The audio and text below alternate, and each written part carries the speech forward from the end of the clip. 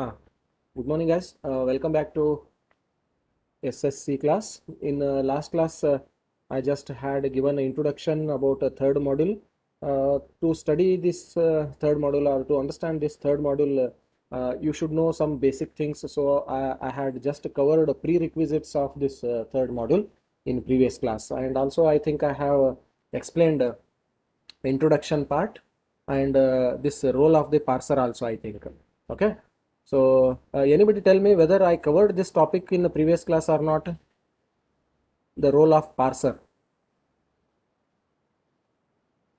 Any one of you tell me whether I covered? I think I covered this role of parser here. Yes? How it communicates. Hello? Are you there? Anybody unmute and tell me whether I covered it or not? Okay. Next topic is representative grammars. See here, we have one grammar here. That equation is 4.1. You whenever I keep on explaining, you please keep on writing these equations here. Whatever I am showing you here as 4.1, 4.2, 4.3, they are not only equations, they are actually grammars, which are very useful for us in the next topics. So I just suggest you to keep on writing these things. So at the same time, parallelly, you should keep on listening my explanation. Okay. See here, in previous class already we have studied about precedence and associativity. So then these two are very much useful, these two techniques, precedence and associativity, to avoid the ambiguity in our grammar. Okay, what is ambiguous grammar? A grammar which can produce more than one parse tree or syntax tree is a ambiguous grammar. For the same grammar, if you are able to draw two or more than one parse tree or syntax tree, then that grammar is a ambiguous grammar. Okay, so here one grammar is there. If you observe this grammar, so there are three productions are there. Actually, the hidden agenda is there are six productions are there. How? The first production is E is deriving E plus T. Second one is E can be replaced by T. Okay, so like this. So in first production only there are two productions are there. In second production again two productions. In last third production again two productions. So totally there are actually six productions are there. So instead of taking six separate lines, I have written them in only three lines. So by using this pipeline here, okay. So E can be replaced by E plus T, and E can be replaced by T, and T can be replaced by T star F. T can be replaced by F. F can be replaced by parenthesized E, and F can be replaced by identifier ID. And if you observe, ID is written in a bold letter. It means that it is a terminal. Okay, the remaining things are non-terminals. So here, if you observe once again, clearly the left side all are non-terminals, right side there are a combination of non-terminals as well as terminals are here, right? So here LHS, whatever you have written in every in a production, so that LHS is immediately repeating in the RHS. So this type of grammars are called as LR grammars. Already I told you that is a left recursive grammars. So one more grammar in previous class I just took its name. That name of that grammar is a LL grammar. Okay, LL grammar. So parsing is nothing but constructing a tree for this LL grammars or LR grammars. Parsing is nothing but, just remember, constructing a parse tree or constructing or drawing a syntax tree. So somebody will give you grammar and they will ask you to draw the or construct the parse tree. So parsing is nothing but construction of a parse tree, and for which grammar you are constructing the parse tree? For LL grammar, and one more grammar is there, LR grammar. Okay, so for these two types of grammars, if you are constructing a parse tree, then that method itself is called as LL parsing and LR parsing. Okay, and those parsers are also, it means those syntax tree or parse trees are also called as LL parser, LR parser. So what do you mean by this LL and LR? See here, two L's are there, capital L. The first L indicates that I scan the input from left to right. The first indicates that, first L indicates that, the first L indicates that I scan the input from left to right. And second L indicates that I construct the parse tree by using leftmost derivation. Leftmost derivation. It means that your parse tree will be keep on growing towards the left side. Okay, and one more grammar is there, that is a LR grammar or LR parsing or LR parser. So here also the first L represents I scan the inputs from left to right once again. Okay, okay, and that R is there, no, R is representing that I construct the tree by using a rightmost derivation. It means that your tree will be keep on growing towards the right side. So these 2 points just keep it in your mind. LL grammar, LR grammar. Okay. So if you observe this one, this grammar is LR grammar. And sir, how can you say that this is LR grammar? And one more tips, one more trick I am telling you. So if LHS is immediately appearing in the RHS, then it is called as left recursion or left recursive. Okay, so this grammar is LR grammar. Okay, so this LR grammars are very much suitable for bottom up parsing. It means that if you want to construct the tree from leaf node to root node, that is bottom to top, if you want to construct that tree, at that time the best grammar is suitable for your construction of bottom up tree is nothing but it is a LR grammar. So just remember, suppose if anybody gives you any one grammar and they ask you to construct any syntax tree or parse tree, at that time just you should observe that whether it is LR grammar or LL grammar. It means whether it is a left recursive grammar or which grammar. If it is left recursive, then definitely you should start constructing your tree in a bottom up manner. It means you start it from leaf node. So here leaf node means what? Here in our grammar, whatever the terminals are there which are written in bold letters, they are called as terminals, right? You start your construction of tree from these leaf nodes or terminals, then you end up your construction with a root node. So here your terminal is ID and your root is nothing but your start symbol, which is a capital E. Okay, so you just observe my mouse cursor here. Your tree will be starting, construction will be starting from terminal, that is nothing but leaf node of your tree, and it will end with the start symbol of this grammar, that will be the root node of our tree.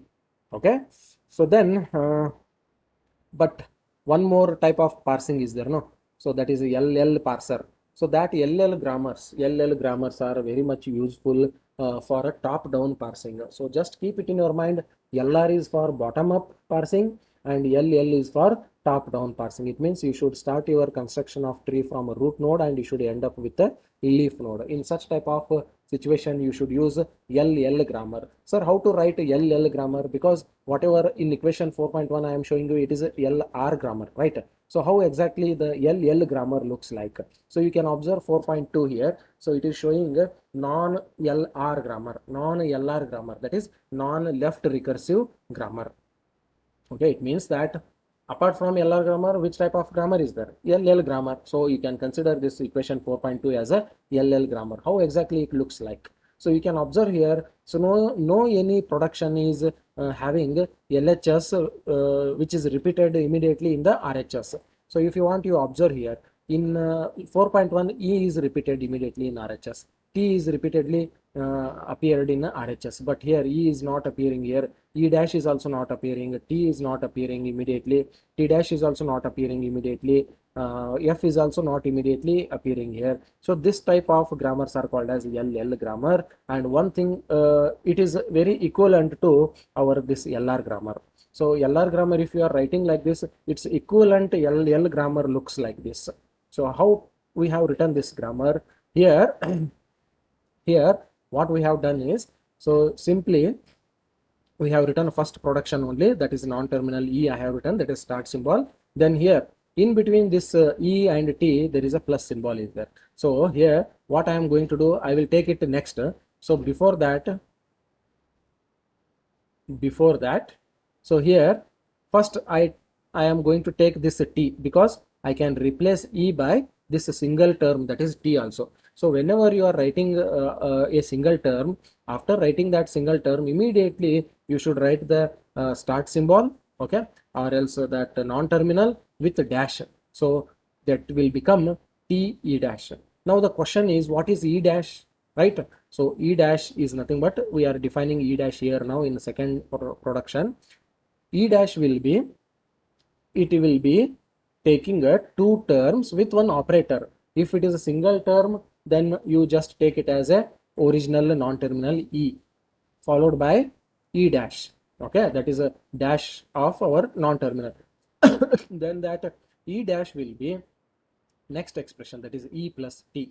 So here what we are going to do is, here we are going to use somewhat prefix notation of our data structure. I think you know in a tree we know prefix, postfix, okay, and infix, right? So here we are going to take that operator plus first, then after that second operator first, okay, then after that I am going to take this E, but instead of E I am writing it as a E dash.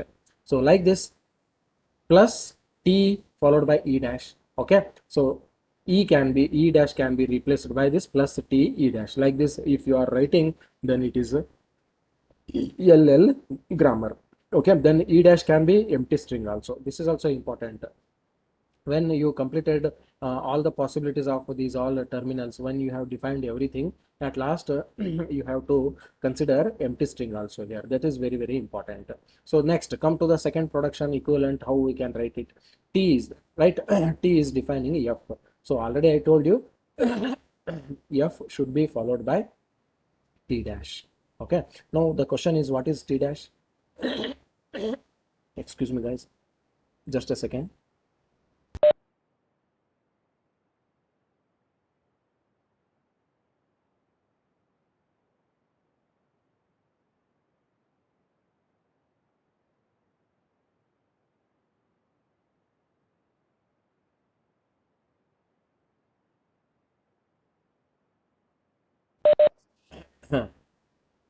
See here, T how we have defined it? We have defined it as Ft dash, right? So then what is T dash? T dash is nothing but, it is again once again star followed by F followed by T dash, and also it may be empty string. Now what is F? So F is nothing but, here it is again same here.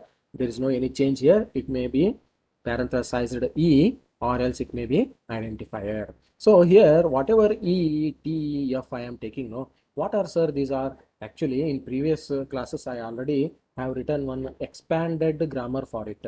So instead of writing those names once again here, I have just taken here I have just taken some notations here, okay, that is capital letters. How we should take these capital letters, I will tell you. How we should write these notations, I will tell you very shortly. So don't worry about it. So in previous grammars, just I had written small letter EXPR for expression. That is, instead of writing that EXPR, I have written E, capital E here. And term we have written TERM. Instead of term, I have taken T here. And also factor we have written there. So instead of factor, I have taken one symbol here, that is F. Okay, so expression, term, factor, and identifier. So these all things I have written here. Clear? Now one more grammar is here, so which is LR grammar, that is left recursive, because in LHS side whatever the non-terminal is there, it is immediately repeated in the RHS. So totally how many productions are here? 1, 2, 3, 4. 4 productions are there. For these all 4 productions, same non-terminal is there, that is E. It means E can be replaced by E plus E, or else it can be replaced by E star E, or else it can be replaced by parenthesized E, or it can be replaced by identifier also. Okay, so for all 4 productions the same symbol is there, that is non-terminal. Okay, so here this following grammar, whatever I am telling you in 4.3 equation, this is treating this plus symbol as well as a star symbol differently. Of course, they are different operations, like multiplication operation and addition operation. They are not same. So this is treating it as a separately. Okay. So sir, why it is useful for us? Of course, it is very much useful and necessary for us to avoid the ambiguity in our grammar, because plus is definitely it is a addition operation. Star is nothing but it is a multiplication operation. So here, to avoid that ambiguity, we are going to take these two operators separately. Here we should treat them separately. So then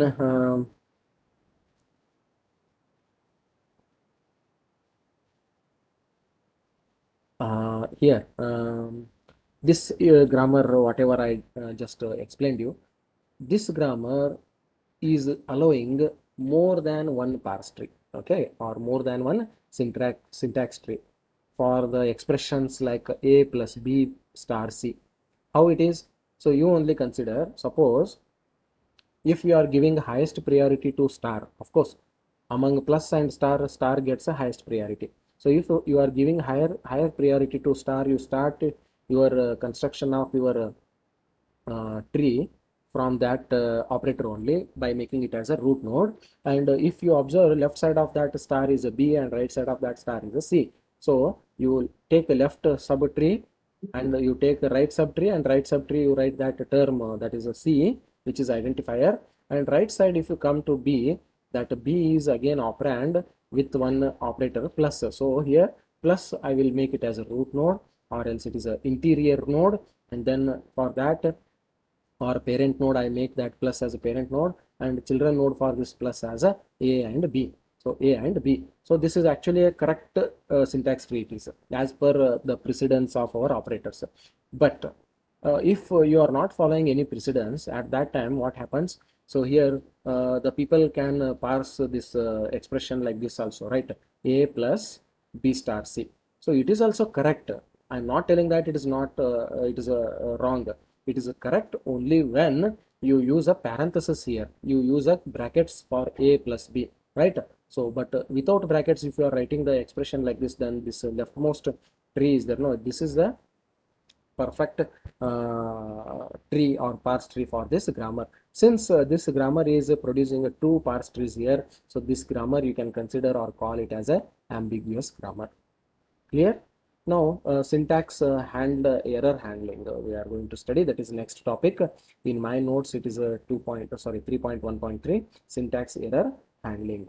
See here we have already, I think in previous classes, in introduction class I have told you, or else in I think in compilation process I think I had used these two words.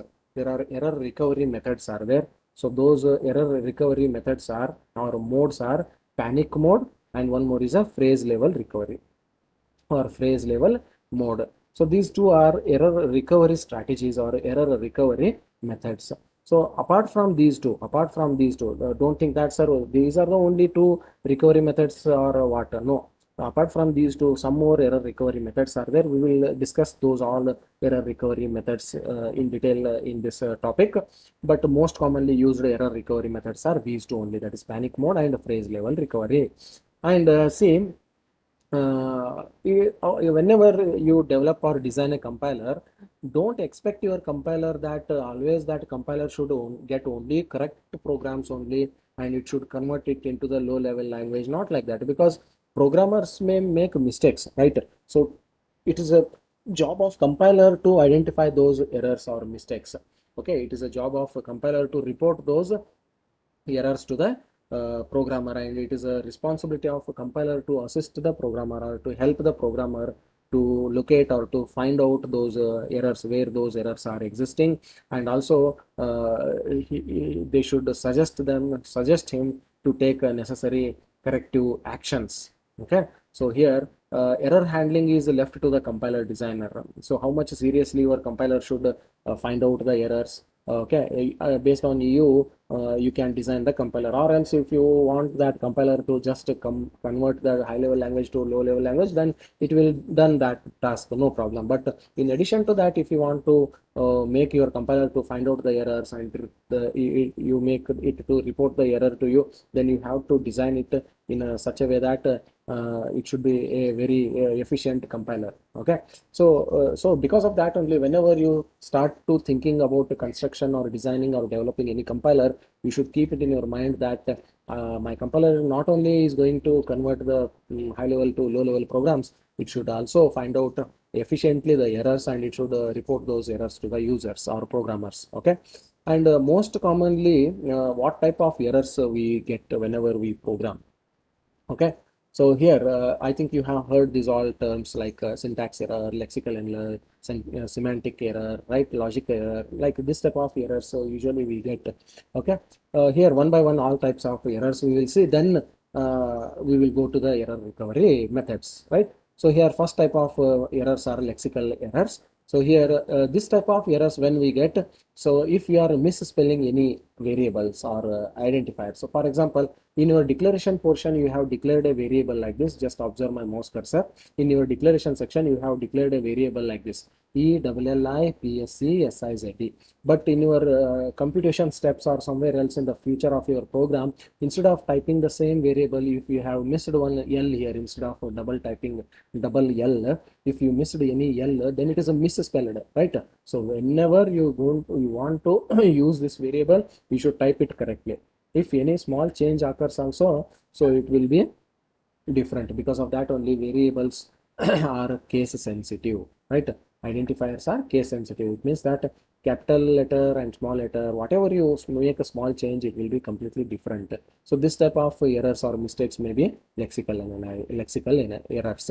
So one more example for lexical errors are, so if you are using a string without double quotes, that is also an example for lexical errors. Second type of error is a syntactic error. Syntactic error is nothing but, suppose if you have forgotten to put a open brace or close brace, because in C programming so many open brace and close braces may be appearing. So if you forget anything to put a close brace or open brace, or instead of doing proper indentation, this problem may occur. Okay, so if you are getting any confusion in indentation, then if you have not given any open brace or close brace, then you will get this syntactic error.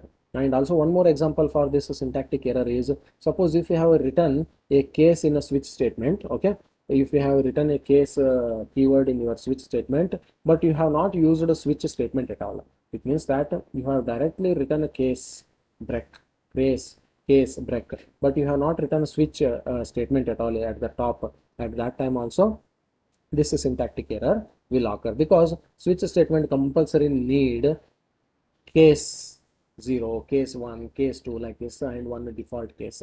So but if you are writing case, but if you are not writing a switch keyword only at the top, then again it will be a syntactic error. Then semantic means what? It is a meaning. Semantic general meaning is it is a meaning. So there should be always a meaning to a proper instruction in your program, right? So this type of errors will always occur whenever there is a mismatch between our operators and operands.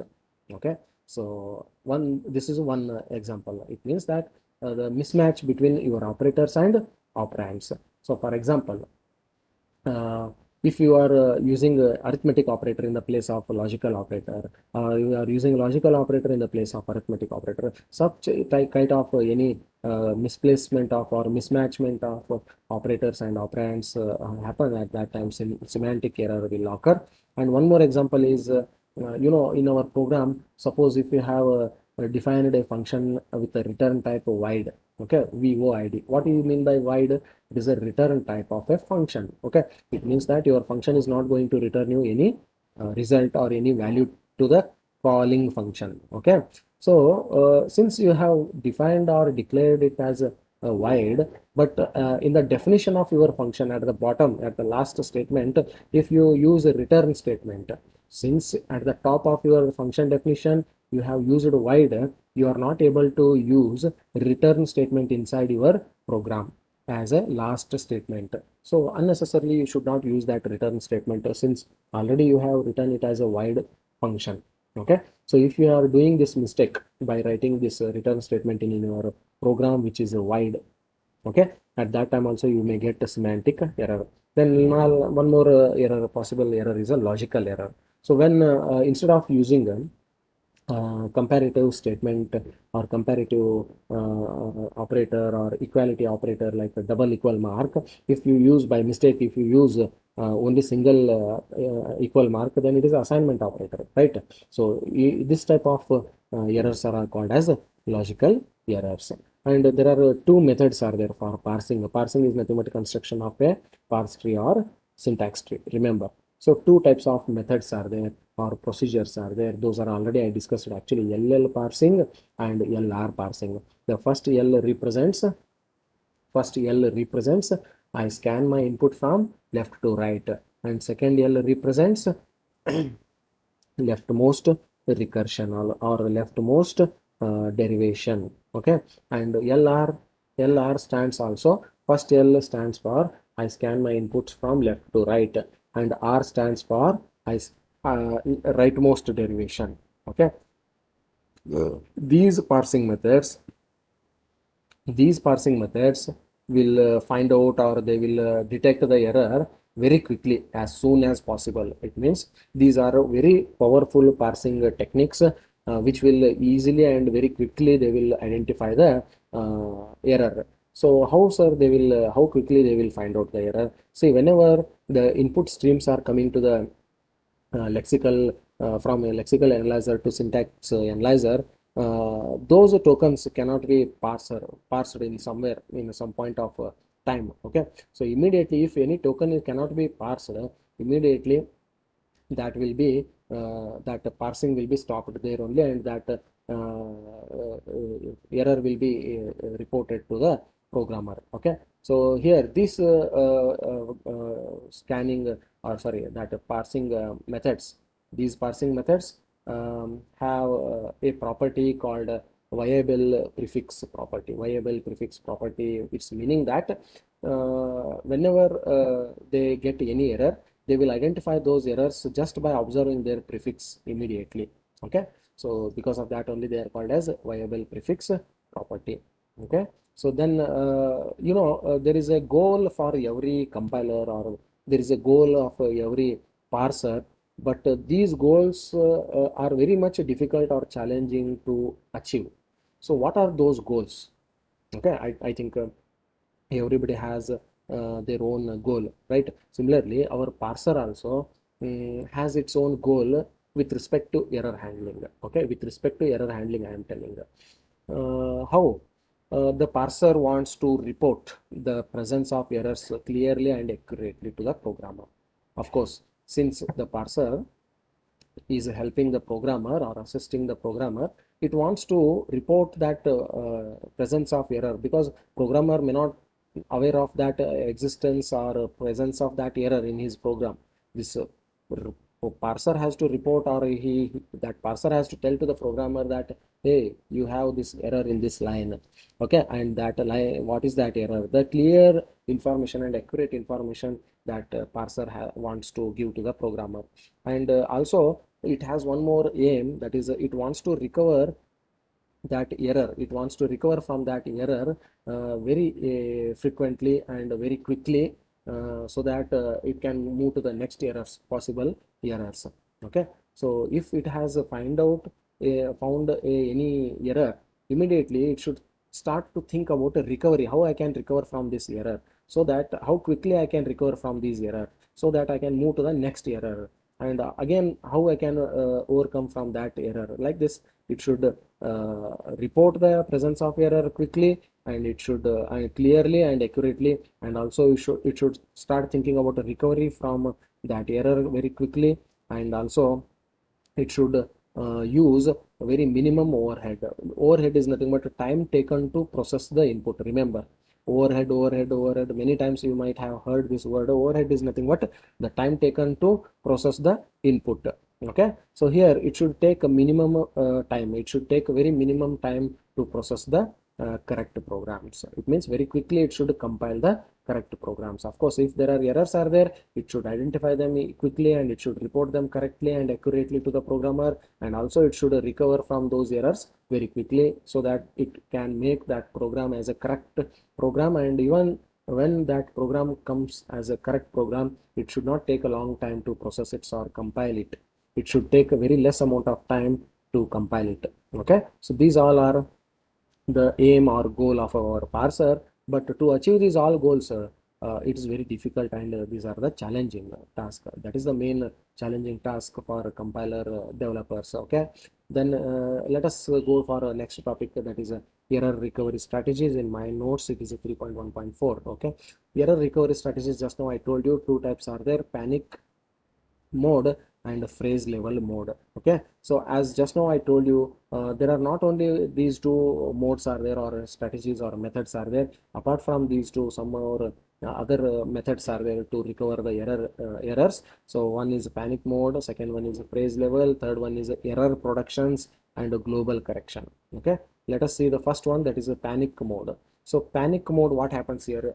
Guys, please try to read it, very important, because you may be asked in your exam about these error recovery methods. See, because since there are four methods I'm going to discuss, very clearly try to make a differentiation. Try to understand what exactly these are going to do to find out the errors. Okay. See, in this method, what we do is here we are going to use some tokens which are called as a synchronizing tokens.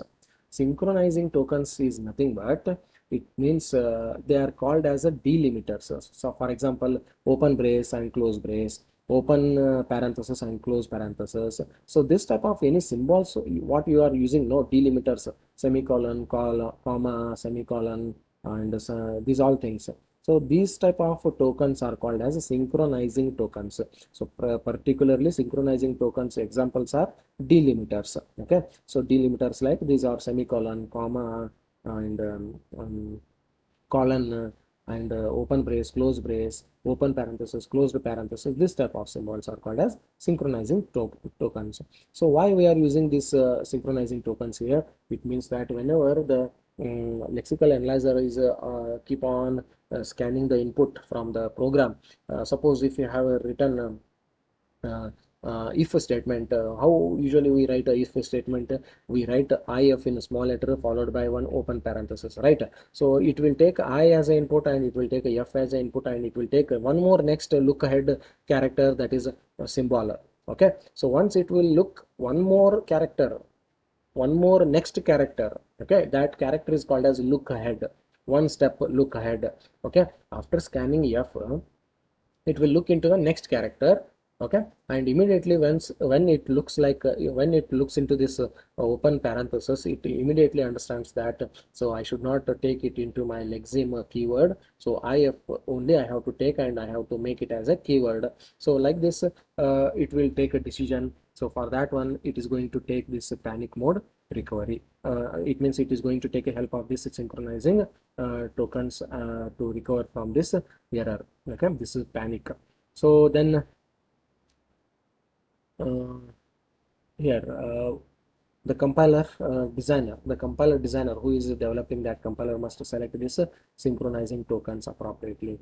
Okay, here just now I have given examples for synchronizing tokens. Then programmer also should select these synchronizing tokens for that source language. And why, sir, it is called as panic? Because it is not so much effective, because once it find out any error by scanning the characters, after that it starts to take some rest. Okay, it means that that compiler becomes very relaxed. After that what happens, it will start to skip the next incoming characters. So by skipping like this incoming characters, so there are so much risk is there. It means it is not, now onwards it is not checking any next input characters. It is completely, it has got tired and it is taking rest. Then it is not going to scan the next input characters for some amount of time. Okay, so at that time only there may be some characters with errors, they may be entered into the syntax analysis. Okay, so this type of risk is there. Because of that only it is not a very recommended method, it is actually. Okay, so here what it is doing, why it is not recommended, it is skipping the inputs. It means it is not checking all the inputs, and it is skipping the inputs without checking them, without checking any additional errors. So the advantage of this is only the very simple method. It is a very simple method, but disadvantage is you may not find out all types of errors here. Okay, you may not find out all types of error by using this method. Okay, and one more thing is next point is phrase level recovery. Phrase level recovery, here what happens is here uh, immediately whenever that compiler gets to know the error, okay, the error is present here like this, if it comes to know, the parser may perform a local correction here. Okay, so this parser is going to do some local corrections on that remaining input. So what type of local corrections it is going to replace? For example, mm, if it is not required for the programmer to do these corrections, automatically that parser only it will take some recovery steps there. If they are very easy by default, automatically they will make these errors correct. Okay, or they will debug these errors. So what type of errors? For example, simple errors I tell you. Suppose instead of writing or typing a comma, if you have written semicolon there, okay, instead of writing comma, if you have written semicolon, then that semicolon should be deleted, or it should be replaced by comma, right? So such type of very silly and minor corrections, if they are necessary or needed, then these changes will be done by this phrase level recovery. It means parser only perform these all things. And one more example if you want to do is, suppose if you have written extra semicolon, okay, so after every one executable statement, usually we have as per our syntax, we put a semicolon at the end of this statement, right? So suddenly by mistake, if we have typed the two semicolons there instead of only one semicolon, so at that time also it will remove the one semicolon. Then suppose you have forgotten the semicolon at all, okay, so then that parser will automatically puts the semicolon. Like that, some minor corrections, whatever they are, no, so those are called as a local corrections. So these local corrections will be done by the parser. And also, if you don't want to behave your compiler in this way, you can make it not to behave like that, because complete freedom is in your hand only, being a compiler, developer or designer. So if you don't want these local corrections, then you can leave with it. Programmer only has to do it, then programmer only will do it. So it is up to dependent upon the compiler designer, how he wants to behave his compiler. Okay, so then uh, then one more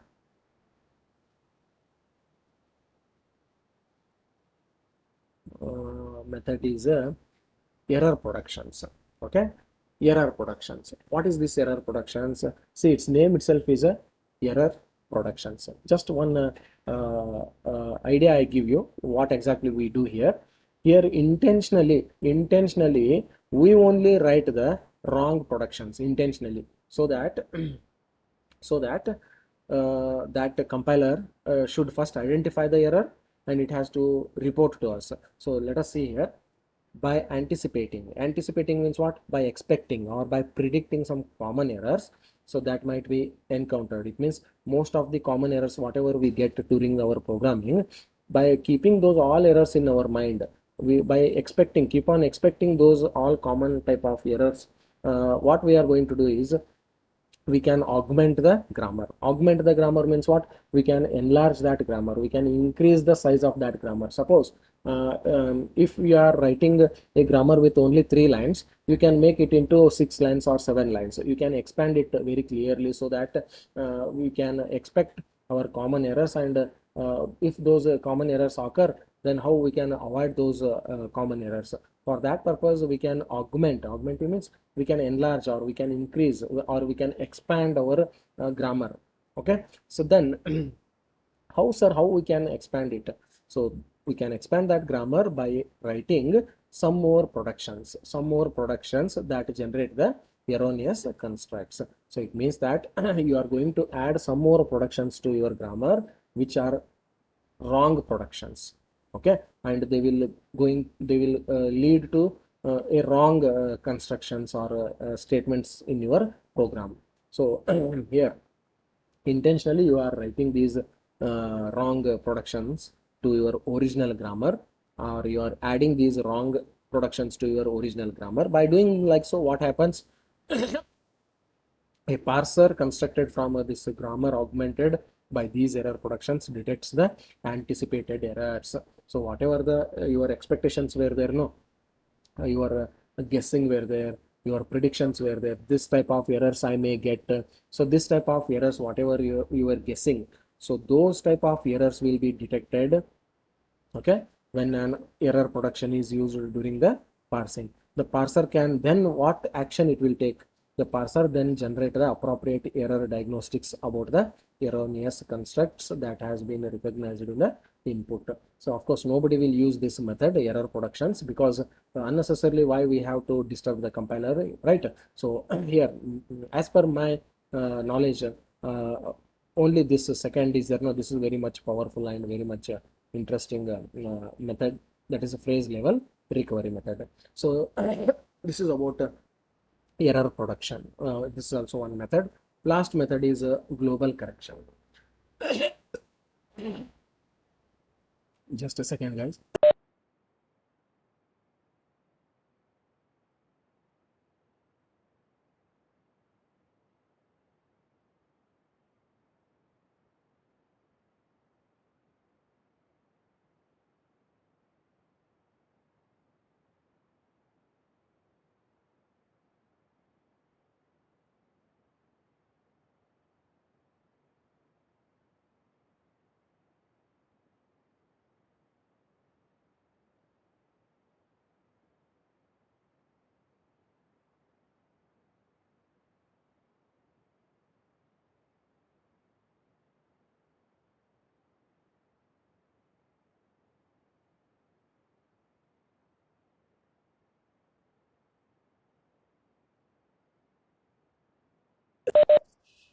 Okay.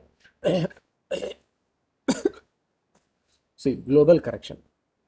Here, global correction, what happens here? You know, somebody has given you some grammar. For example, that grammar is a G, okay? And if you are reading one incorrect input, one incorrect or wrong input from your input program, or you are reading one input wrong input string, that is X, from your program, at that time what happens? There are some algorithms are there, okay? So those algorithms, what they do,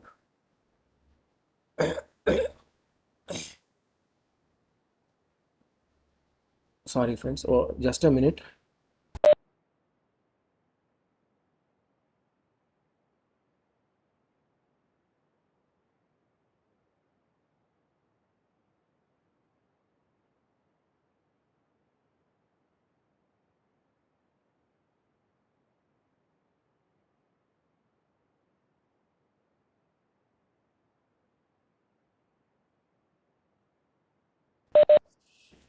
Okay, you know, whenever our our compiler is taking input characters, wrong input characters from our input program, right? So because programmer has made some mistakes there, right? So to make these inputs correct, we have to make some changes there, correct? So we have to make some changes in my input. So these changes should be very minimum changes, because otherwise what happens, that programmer, uh, we can say that that programmer doesn't have any programming knowledge, right? So those whatever the changes we are going to make to our input, that changes should be very much as small as possible. It means the small number of changes we have to make. So to make this, there are some algorithms are there, make which will make it possible to make some small number of changes to our input program. So for example, if our grammar G is there, and input is there which is a incorrect or wrong string, which is a X. Now we have to convert this wrong string into a correct string, which is a Y. Okay, it means that we have to make this wrong string X to a correct string as a Y. It means that we have to transform this X into Y. Okay, so whatever the changes are you require to do, those changes should be as small as possible. Okay, so this is about a global correction, and also it is also not adopted by many people, because it is theoretically it is okay, but practically it is not possible. So these all are some possible error recovery methods. You may be asked in your exam, very important question: panic mode recovery, phrase level recovery, and error production, then last global correction. Okay, I wind up today's class here. Next, at 1 o'clock, as per the today's timetable, I start a CG class today. I take a CG class at 1 o'clock. Guys, sharp at 1 o'clock, as per our timetable, you join the meeting, you join the session. I take a CG class today, okay, at 1 o'clock. You can leave the meeting now.